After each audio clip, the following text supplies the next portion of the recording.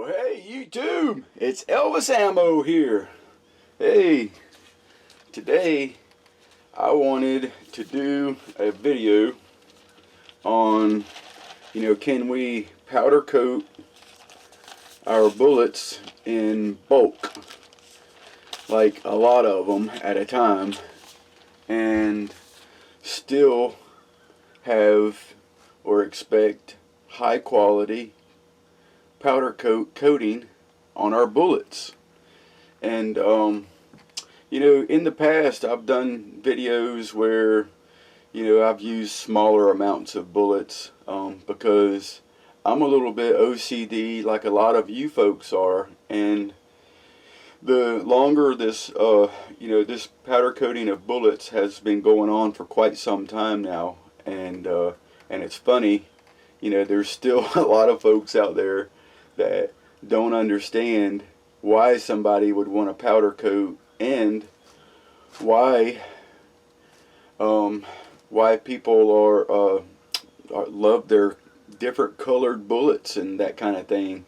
It's equally as amusing to me to hear some of the folks talk about, or laugh at us for powder coating our bullets, and laugh at us for wanting, pretty bullets and that kind of thing. That's just funny. And but with that said, there's still a lot of questions, about powder coating, and for all the people that have powder coated in so many different ways, a variety of ways and variety of methods. We have learned so much more about powder coating. It's just amazing to me to see the methods out there. Fortune Cookie 45 LC has done, many methods of powder coating as well. And so I wanted to kind of do kind of a basic powder coating from for using the my favorite powder coat, which is still the Ford Light Blue from Eastwood. This is still my favorite powder coating, and you can see that little tag right there. This is still my favorite powder coating for coverage and ease of use. Okay, I still use many other powder coats, but this one is still my favorite for coverage. I do some mixing and that kind of thing, but in today's video I wanted to just do a big, but as much as I can handle swirling around at a time, and just see what the quality looks like when we're done. People still comment about standing up bullets and hitting them with the powder coat gun and all of that, and I don't laugh at, well, I do laugh at you guys. I do laugh at the people who stand their bullets up, okay, I'll just be honest. But I don't think it's weird, and I don't think it's strange, but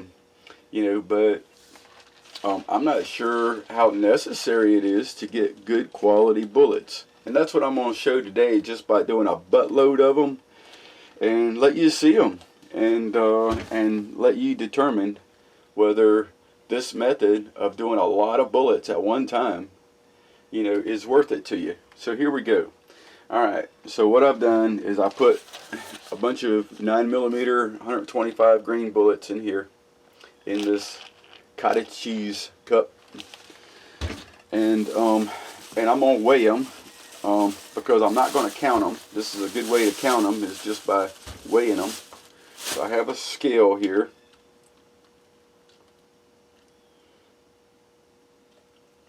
And so I got them in this plastic bag, and I'm just going to hook them, and we're just going to weigh them.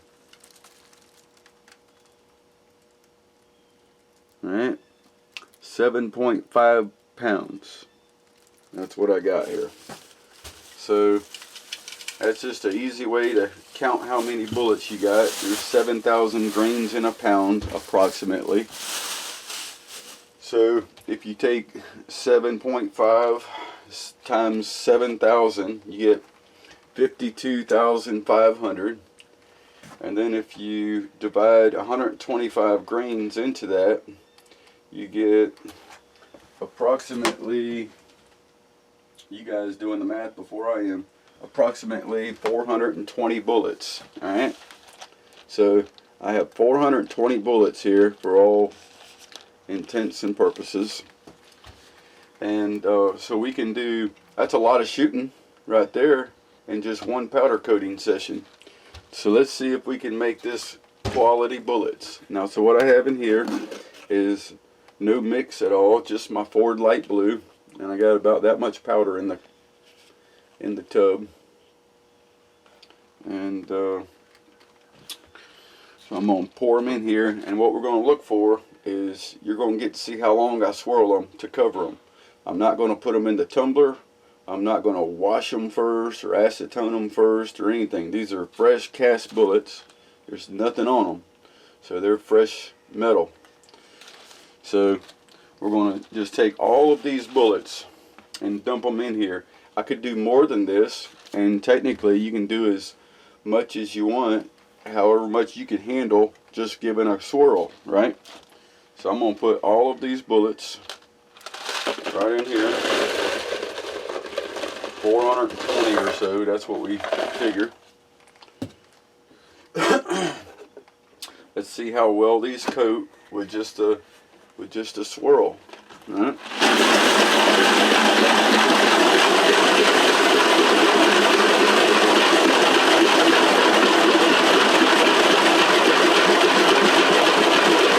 It's a lot to swirl.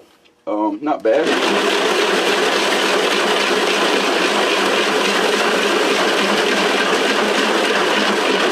I don't know how long that took me. We'll just take a look.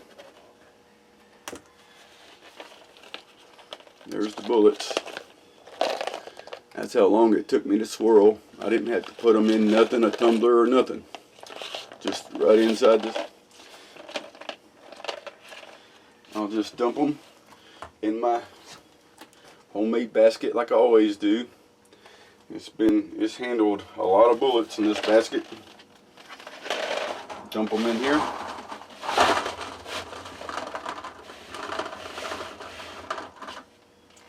Oh, got one left. There you go. And we're going to shake these off and throw them in the oven. I like to shake them good so I don't have any buildup on them. And there they are, right there. They're piled up. I'm not lining them up. I'm not moving them around. I'm just going to throw them in the oven. Right in.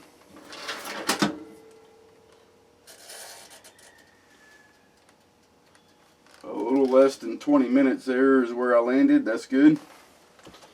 400 degrees Fahrenheit.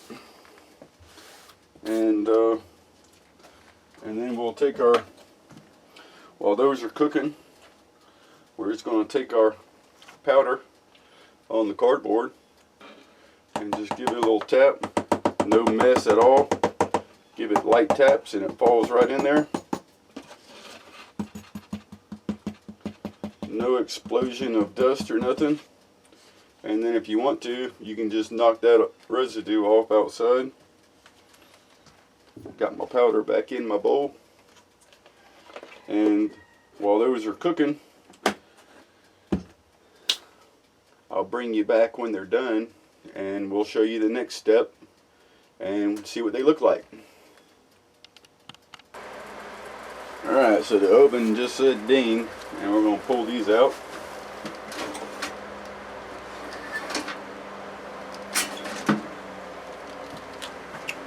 That's what they look like right out of the oven, hot and steamy. Alright, so now I'm just going to do like I always do and flip them upside down like that, and I'm going to let them cool, and then I'm going to knock them out with my spatula.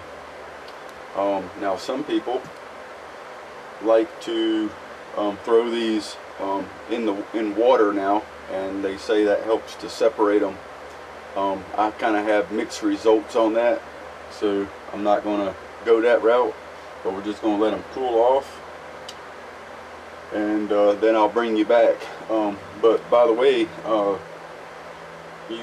as you noticed, whenever I swirled these bullets, I did not, with this Ford Light Blue, I did not preheat the bullets at all. I just threw them right into the powder, swirled them, and put them in the oven. So just a note. So let me let these cool off, and then I will bring you back.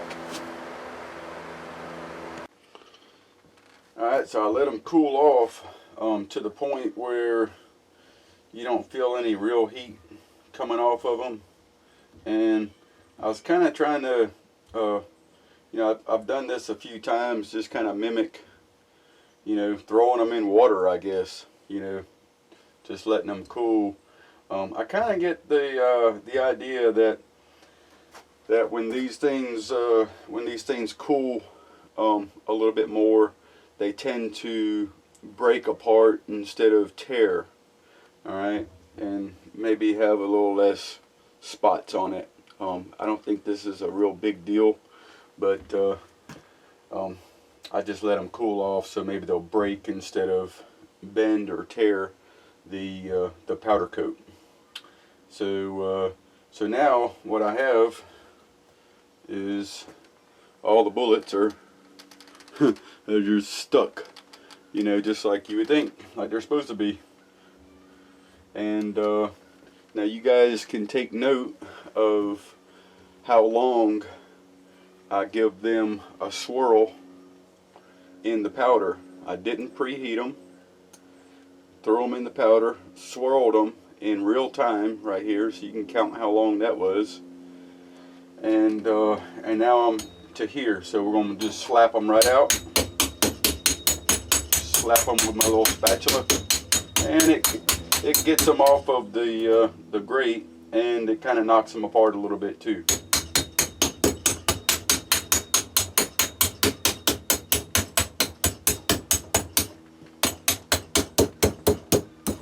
Okay, so they're all off of there, like that. And as you can see, some of them are stuck together, right? No big deal. What I do here, the next step, is I just take and just kind of knock them. I don't try to dent them. I just knock them apart just a little bit, like this.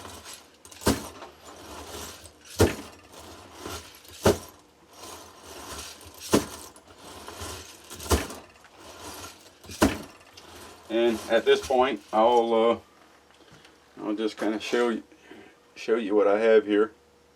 That's what I have. All right.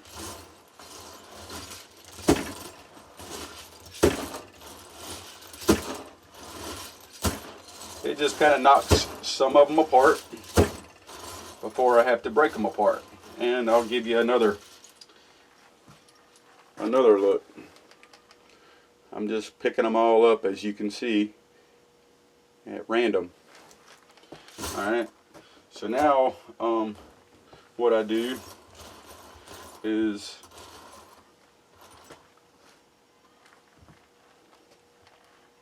here we have 3 that stuck together, and we'll just kind of break that off, and you can see that little spot right there.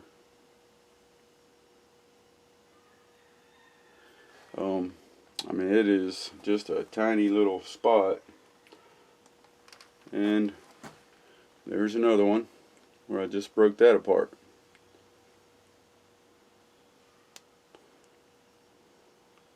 Overall, this is the bullet, and you'll see what, any boogers, we call them, that stick to it from the old powder coat in the grate. This result is sometimes better than what some of you guys might get just from being careful. So then I just go through and do nothing special except for just completely break them apart. Some of them obviously are already apart like that.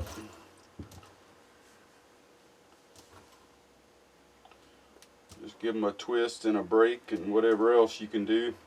I don't do anything special in typical fashion. You know, I just simply go through and give them a twist and a break.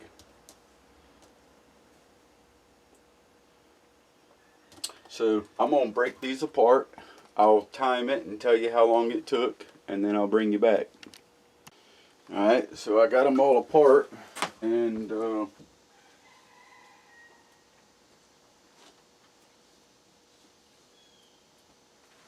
it took me 8 minutes, 7 minutes. It took me 7 minutes to take them all apart. Here's a bullet right here. It's got a little booger on it. Alright, and it'll knock right off. As a matter of fact, I just run them right through the sizer, and it comes off. No problem. So I went ahead and left a couple of these together so you can see they're stuck together here. I'm just going to break it, give it a twist apart. You can see right there that little mark. I just want you to see the whole thing, the whole truth, nothing but the truth. You can barely see a mark on that one. Sometimes, as a matter of fact, when you run it through the sizer, you don't see them no more. But I just wanted you to see the whole thing, how it looks. You know, the little marks and all that. Here's a couple more I left together. You can give them a little break.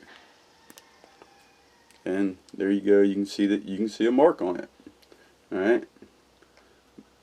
So, but I'd left a few apart. You know, I mean together, so you can see any little boogers or marks on it. And then I'll show them to you. You know, all together. Alright, so let's just take a look at these bullets overall. So this is 420 bullets that we figured, and I just throw them right in the tray there. I didn't arrange them no kind of way, and you got a good close-up right there. You can see any bruises, marks, boogers on there. And you can determine whether this is high quality or low quality powder coating.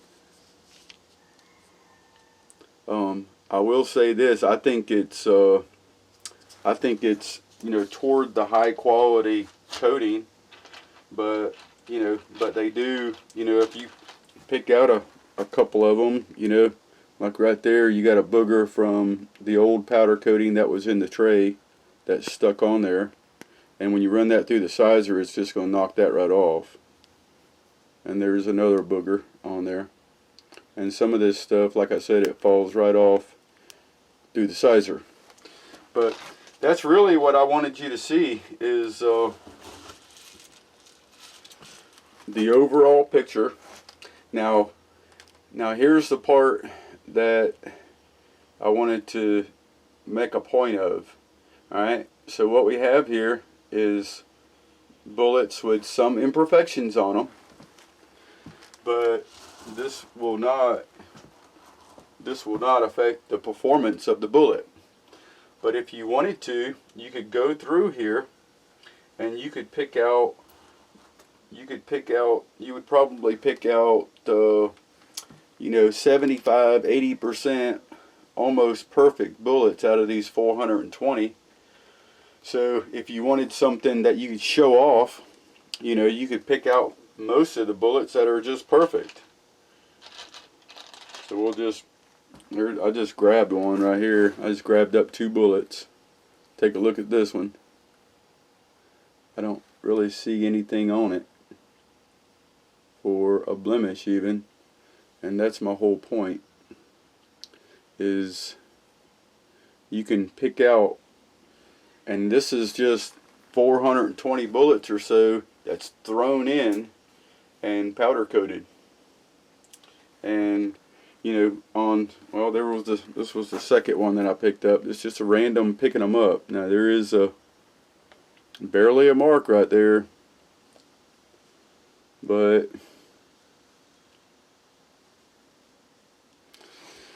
so you guys can be the judge of whether this is up to the standards that you guys that want to stand them up. People ask me, what's your take, on standing the bullets up and spray coating them with the powder coating. Now I will say this, for you guys that want to take and stand all your bullets up on end, if you guys want to do that, you build your little thing to stand them on and all that, and you take the time to stand them all up, and then you spray them. I'll say this: if you did want to do that, you could spray them and not even worry about the base of the bullet, because a lot of people think that the base is the most important. And I'll tell you this: the base don't come in contact with the rifling. All right. So if you wanted to do that and be OCD about it, you could spray them standing up, and don't worry about the very bottom, as long as this part that comes in contact with your rifling is coated. All right. So let's see what kind of controversy I get from that comment. But that's the only thing I can say is try it. If you get leading, then it don't work. But if it don't get leading, then you're on, right? So there's those bullets. This was the batch I did just before this one, and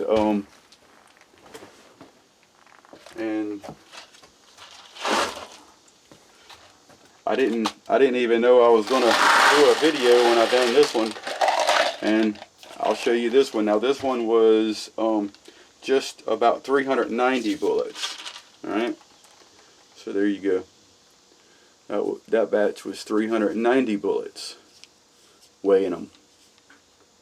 You can take a look at whatever marks or boogers. So this method that I'm showing you, the reason I'm showing you this method is because this is still by far the fastest method of powder coating with the best results using my Eastwood Ford Light Blue. Very quick to coat, like you've seen, and you can do them in bulk, and you get very good results, and you can be the judge whether they're perfect enough for your standards. So there you go, YouTube. Happy powder coating to you. I'll see you in the next video.